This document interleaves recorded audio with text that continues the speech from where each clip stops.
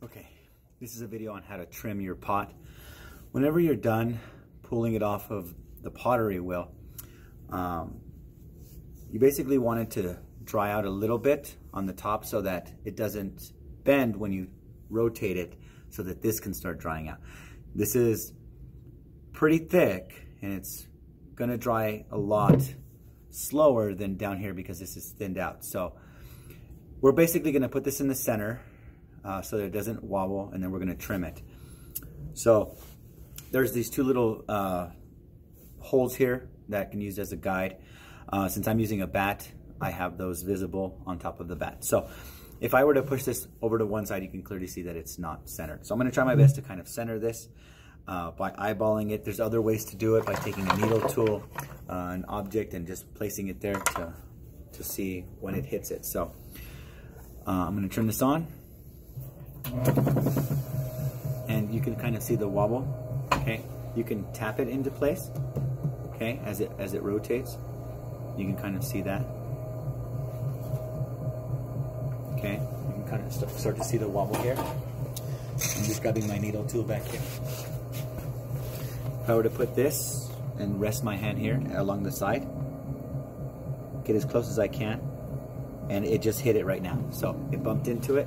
Right there where it bumped into it, here's the line. I'm gonna push directly that way, and only slightly, just like that, because it's pretty much centered. I'm gonna spin it again. If I go too fast, I'm gonna ruin my piece. So, kind of taking a look at it. Sometimes I can overdo it too, and you just kind of have to get a good sense of it. Once you get some practice in, you'll be fine. Okay, so do it one more time. I think that should be pretty good. There we go, nice and centered. Then I'm gonna take some soft clay, okay, not wet or mushy or anything like that. Get a coil.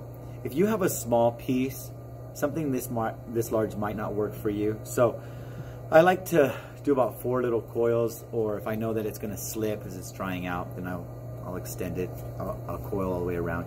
So once I'm done, I'm gonna put my hand here on top, and I'm gonna place the coil, just like right there, and I'm gonna push in the center of that coil, but I'm not trying to push it so hard that I'm gonna break the pot. I'm just trying to stick it to the bat. Okay, I'm gonna put another one on the other side, put my hand here.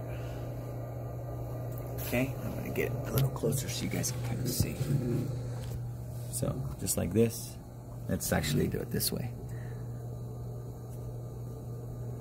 Okay, just like that. And this is gonna hold on. I'm gonna put two more. Coils. Hopefully this helps a little bit. I raised that. Okay, so there's this one. And a student was using my tools today, so I got to go run and grab those. They're back there. I thought I had those here, but they got removed. So it'll be just a second. Okay, so I'll pause that. Okay, so I have my tools. So depending on your softness of the clay, of how hard it is, I'm just gonna take my finger and I can actually run that across, and I'm pulling a little bit of clay off of that. So it's still a little bit stiff, but it's soft. Once I peel this first layer, it's basically soft underneath. If I just pull it off the wheel, I don't wanna trim that right away because it's just gonna chunk off. There are a couple of different types of tools. This one right here is pretty good for at the stage that it's at now. If it's starting to become a little bit too stiff, then you're gonna wanna use something like this, a little bit thicker. And if it's too soft, then between the two, you actually go thinner than this one. There's actually a thinner tool, which I'm having trouble locating right now. But for this purpose, you know, it's just trying to get the basic idea of what we're doing here. So we're trying to get the shape of this object here, okay? It doesn't matter if it's a cylinder, a bowl, whatever. We're just trying to clean up the surface area where you have finger marks, where you might have unevenness, bag marks, anything like that that takes away from the attention. So a couple of things. Some kids or people like to start here, since I teach kids. They like to start here. I always recommend starting at the bottom. We always talk about how thick the bottom is whenever we're ready to trim. This one right here is pretty thin, so it's not that thick at all, okay? I want to get rid of these edges, and I'm also gonna bring the surface down so it's a nice clean cut, but you don't always have that, especially when you're pulling the wire. So I'm gonna start by removing some of these edges here, just the top, so I can kind of figure out what my foot rest looks like. Okay. Good.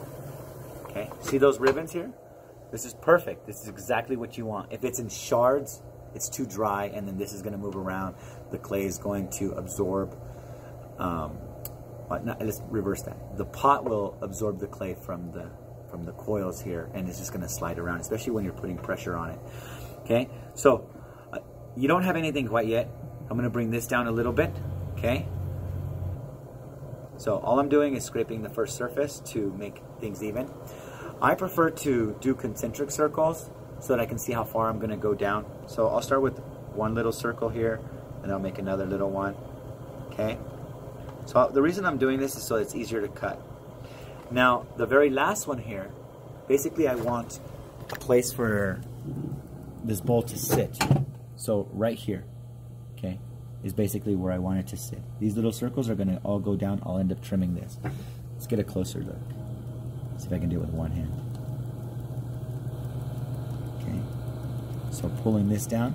Now if I cut through the bottom, then pretty much done. Okay, you can always add a bottom, but for the purpose of learning trimming, you're going to want to do this correctly. So there's still a little bit of space here. It doesn't look very appealing. Okay, so you can do this all the way you want, as long as you don't pierce through it. Now there are other tools like this one that will help clean that up. I prefer the wider one, just because it covers more area. Just like that. Now, a couple of things. This can be either straight or kind of an angle piece. So I'm going to make it like a little angular there. Okay, leaving right there. You can kind of see that now. I'm going to bring this down because I don't want it to be a little ball of anything there. I don't want to show anything off. Okay. You guys can't see this, but there's a little kind of surface little ball here. That's why I need these wider tools like this, or the one I just had but in a wider version. Sometimes I put little groove marks here. It's just like more of a rake tool to help even out walls. There we go. Okay, then I'll clean this up. And it still doesn't look even because that's my outer wall that's making this uneven. So like right here is thick. This is what I want. So I'm basically going to trim the outside. Okay, so I'm going to put this right back. And I'm just going to trim all of this off real quick. Feels a little blurry. There we go. Okay, so what I'm going to do is I'm actually going to take this tool and I'm going to put it right here. So here's where my foot ends, and I'm going to jab it in like right here so that I can pull away that wall. So it's going to be a nice little chunk. Okay, depending on how I cut it. So this one's a lot softer, that's why it's starting to chunk off. So now I have a little foot that's raised up, and that's basically the wall you saw. And I'll go back and I'll clean this up one more time because I can't trust what I had first. So I'm just reviewing my lines by going back over everything I just did. Okay, to make sure that everything is even and clean the way that I want it to be. Okay, if I wanted, I could even make this thing kind of stick out, kind of flare out. I'll show you if I can do that real quick. There it is. All I did was I took this little corner here and it's basically mimicking that shape. Okay, but you got to kind of be careful because you can actually erase that little mark by putting this here on the edge. So once I pulled all of this, this wall was that thick, so this is way too thick. Once it gets here though, it's basically thin again. Okay, I was doing this as a demo to show the students to create a base and how to start everything. Even if I were to make a mistake on this, I would always tell the kids to encourage mistakes because you're not going to learn from anything unless you do that. Okay, so we start to have this nice little shape here. I can do anything I want to the surface, even if I just want to clean it up. So I'm just going to take this rib to this. This one's still, so it's starting to be too stiff, so I'm going to take this one right here. And there's different shapes too.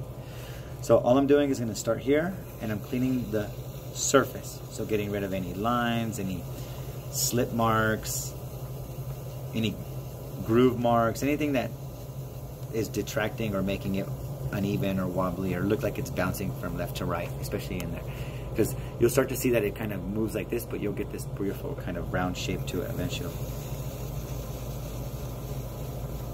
You can slow it down, okay? Especially if it's still soft. Okay, take a look. Fresh clay, smooth. Okay, that first one, that first little layer was drying out, and it has like little crevices and creases and things like that because I've gotten to this bottom layer and I'm pulling off fresh clay now. So I'm just gonna go ahead and stop talking, and then I'm just gonna kind of clean it up a little bit now.